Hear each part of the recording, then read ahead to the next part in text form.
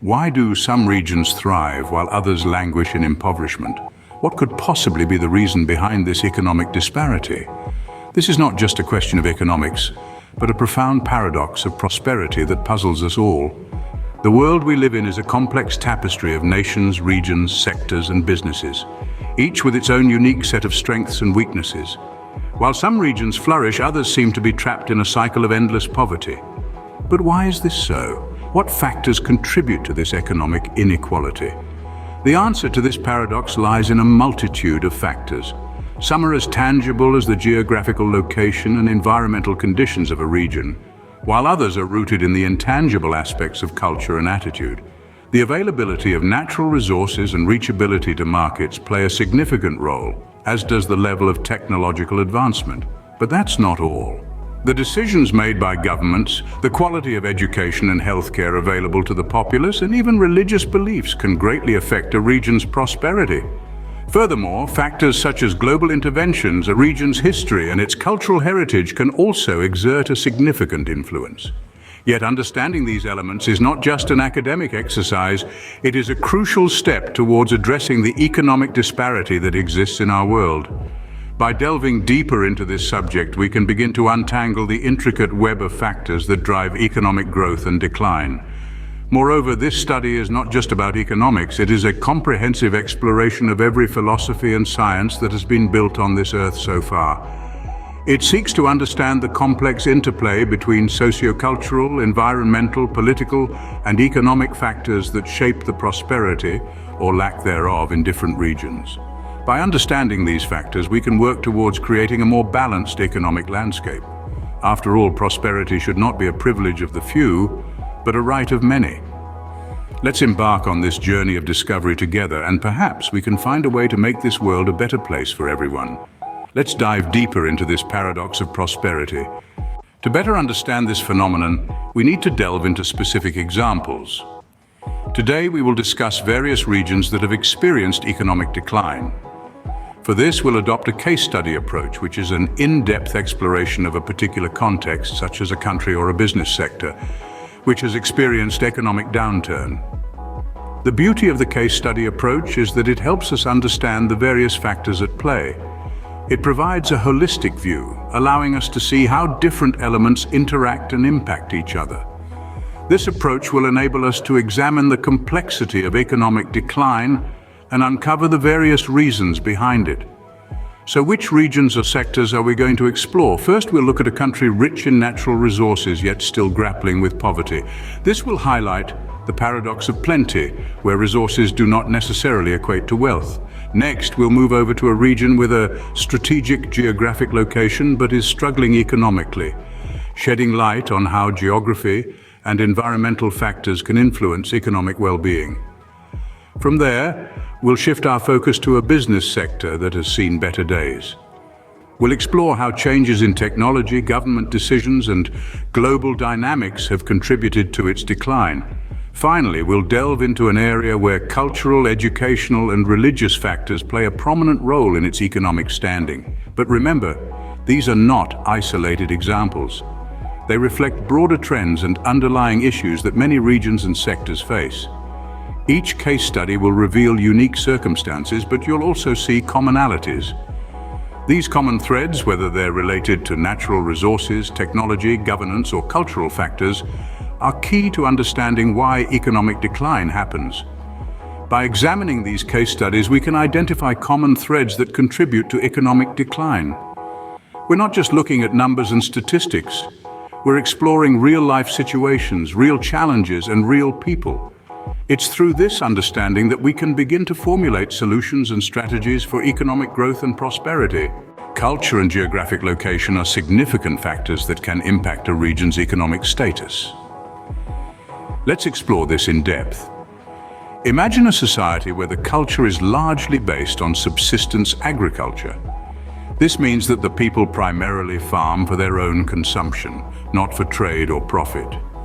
While this way of life can sustain a community, it doesn't encourage economic growth. Without surplus products to trade or sell, the economy can stagnate, leading to poverty over time. Take the case of certain remote regions in Africa, for instance. Here, the cultural emphasis on subsistence farming, combined with the geographical isolation from major markets, has contributed to economic stagnation. The landscape is dotted with small, self-sufficient farms, but there's little opportunity for economic development beyond that. Now let's consider geography. A region's physical location and environment can either facilitate or hinder economic growth. For example, landlocked countries often face significant economic challenges. Without access to seaports, these nations can struggle to engage in international trade, driving up the cost of imported goods and making it harder for them to export their own products. Take the case of Afghanistan, a landlocked country with rugged mountainous terrain. The country's geography has made it difficult to develop infrastructure and engage in trade, contributing to its economic struggles. Furthermore, geographical factors like climate and natural disasters can also affect a region's economy. Think about the frequent hurricanes in the Caribbean. These natural disasters can devastate local economies, wiping out agricultural sectors and tourism industries. On the other hand, culture and geography can also be assets. For instance, in regions with rich cultural heritage, tourism can drive economic growth, and countries with abundant natural resources can leverage these assets for economic development. As we can see, culture and geography play substantial roles in a region's economic health. It's a complex interplay of factors, and understanding these aspects can help us get a clearer picture of why some regions struggle economically while others thrive. Scene script. Technology and governance, both crucial elements that can either uplift or undermine an economy. Let's consider technology first. It's the engine that drives modern economies. It can automate processes, increase efficiency, and open up new avenues of commerce. For instance, the advent of the internet has revolutionized the way businesses operate, enabling them to reach customers around the globe at the click of a button. On the flip side, however, technology can also widen the gap between the haves and the have-nots. In regions where access to technology is limited, businesses struggle to compete on a global scale. This is evident in countries where internet penetration is low, hindering economic growth. Now let's shift our focus to governance. The decisions made by those in power can significantly impact a region's economic status. For instance, policies that encourage entrepreneurship can lead to a surge in new businesses, thus boosting the economy. On the other hand, corruption and poor governance can stifle economic growth. Take, for example, countries where corruption is rampant. In such places, businesses often face significant hurdles in the form of red tape and bribes, which can deter investment and entrepreneurship. Furthermore, the interplay between technology and governance is also worth noting. Good governance can promote technological advancement, while poor governance can hinder it. For instance, government policies that encourage research and development can lead to technological breakthroughs that drive economic growth. Conversely, restrictive policies can stifle innovation and hinder economic progress. It's also worth noting that the relationship between technology and governance isn't always straightforward. Sometimes advancements in technology can challenge existing governance structures, as we've seen with issues like data privacy and cybersecurity. Similarly, governance structures can influence how technology is adopted and used within a society. Clearly, the influence of technology and governance on a region's economy cannot be underestimated. It's a complex interplay that can either propel a region towards prosperity or drag it into economic decline.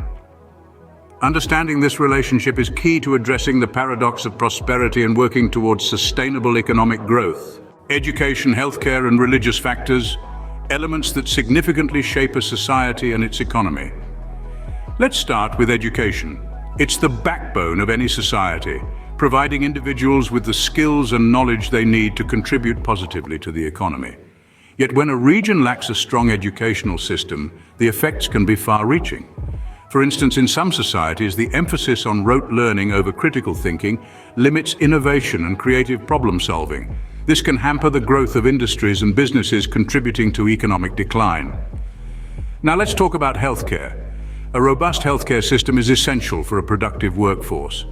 When a region's healthcare system is underfunded or inaccessible, it can lead to a decline in worker productivity.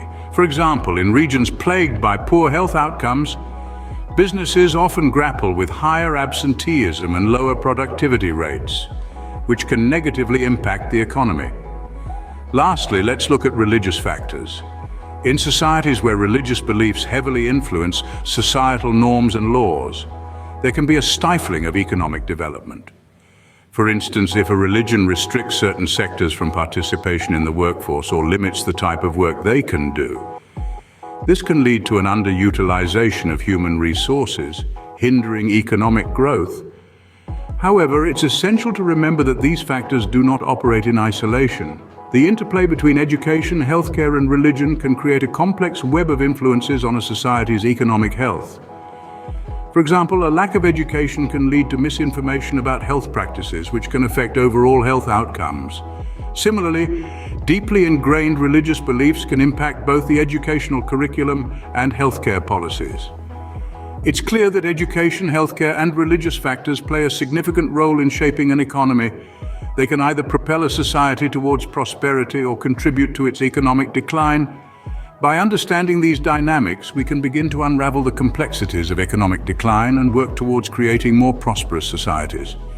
These societal elements greatly impact a region's economic vitality. Global interventions, history, and heritage, factors that leave indelible marks on a region's economy. Let's dive into how these elements can contribute to economic decline. Global interventions can be a two-edged sword. On one hand, they can provide much-needed aid and support during crises. However, inappropriate interventions, or those that don't consider the unique socio-cultural dynamics of a region, can lead to economic instability. For instance, forced implementation of foreign economic models without considering local contexts has resulted in economic downturns in several regions in the past. History plays a crucial role too. Past events, both positive and negative, shape the trajectory of a region's economy. Wars, colonization, and historical injustices have led to economic challenges that persist even today in many parts of the world. For example, regions that suffered extensive damage during world wars, or those that were exploited during colonial times, continue to grapple with economic hardships, demonstrating how the shadows of history can linger. Heritage, often seen as a cultural aspect, also has economic implications. Regions rich in heritage have the potential to boost their economy through tourism. However, failure to manage and preserve this heritage can lead to lost opportunities.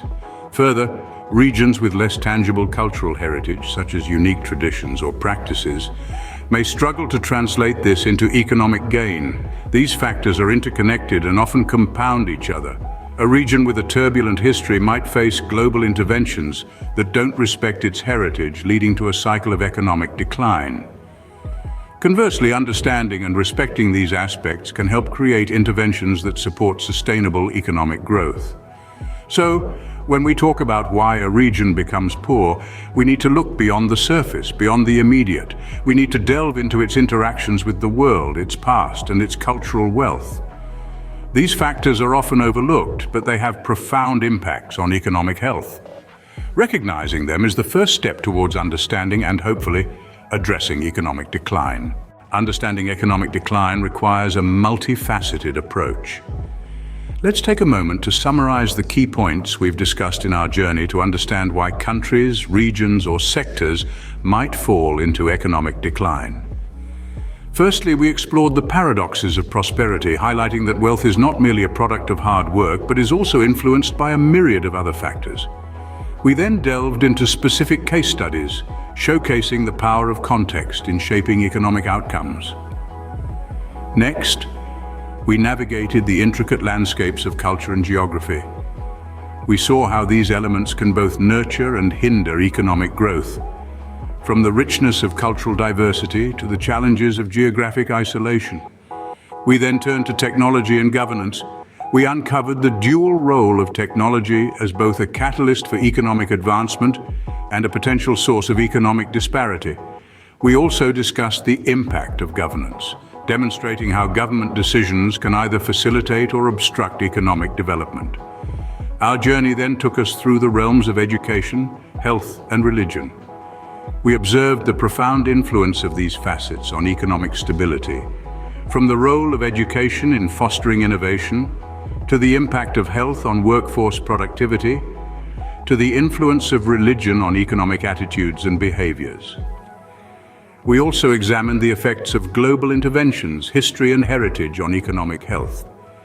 We noted the significance of international relations, historical events and cultural heritage in shaping a nation's economic trajectory. In all these discussions, one thing stands clear: economic decline is a complex phenomenon. It doesn't occur in isolation, but is a result of a delicate interplay of multiple factors. It's a web where each thread is intertwined with another, creating a tapestry of economic realities that are unique to each country, region, or sector. By acknowledging these complexities, we can start to find solutions that promote economic health and prosperity for all. Understanding is the first step towards resolution. By comprehensively studying and acknowledging these complexities, we can pave the way for more informed, effective policies and initiatives that foster sustainable economic growth. Having delved into the complexities of economic decline, let's now explore potential mitigation strategies that regions can adopt to counter these issues. Firstly, overcoming cultural and geographical challenges is an essential step. This could involve embracing cultural diversity to fuel innovation and creativity, leveraging geographical advantages for economic activities, and finding adaptive solutions to geographical constraints. Next, we turn to harnessing technology and improving governance. Policies that encourage technological innovation can drive economic growth, while good governance is crucial in creating a conducive environment for development. Let's not forget the importance of prioritizing education, health, and religious tolerance. Investment in education and healthcare can boost productivity and foster a healthy, skilled workforce. Promoting religious tolerance is also key in cultivating a harmonious society that is conducive to economic stability. Lastly, learning from history and managing heritage can provide valuable lessons for future economic strategies. Understanding historical impacts can help avoid past mistakes, while leveraging heritage can attract tourism and foster a sense of national identity, further boosting economic growth. By implementing these strategies, regions can navigate the complexities of economic decline and pave the way for prosperity. It's a challenging task, but with a comprehensive approach, it's an achievable one. In this chapter, we will dig further into the mitigation strategies that can empower regions to combat economic decline. We will engage in a thorough discussion on how regions can surmount cultural and geographical challenges by endorsing tourism, managing natural reserves, and nurturing cultural exchange. We will also explore the possibilities of harnessing technology for economic expansion through avenues like digital literacy, investment in tech infrastructure, and encouragement of tech entrepreneurship. In addition, we will emphasize the significance of good governance in economic growth, with policies that foster entrepreneurship, fight corruption, and advocate for social equity. We will also touch upon the crucial roles of education, health, and religious tolerance in economic stabilization and growth. Lastly, we will converse on how regions can learn from their historical past and manage their heritage to stimulate their economy. By executing these strategies, regions can not only steer through the intricacies of economic decline, but also lay the groundwork for sustainable economic growth and prosperity. It's a formidable task, but with a comprehensive and nuanced approach, it's a feasible one. And remember, this is Mind Art 100. Don't forget to subscribe and enable notifications for future updates.